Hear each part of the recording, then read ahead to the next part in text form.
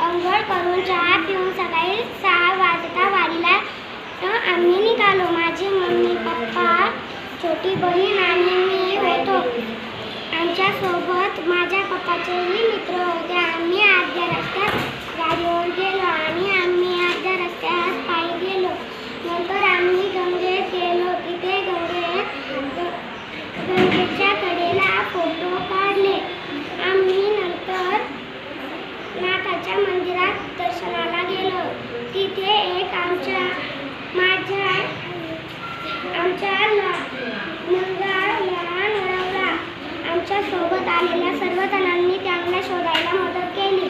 तो त्यांच्या मामाच्या दुकानात सापडला. सारे खुश झाले. खरेदी केली. पांडुरंगाच्या दर्शनाला गेलो व तिथे मला सर भेटले. मग आम्ही तिथे सगळ्यांनी मिळून फराळ केले. खूप मजा झाली.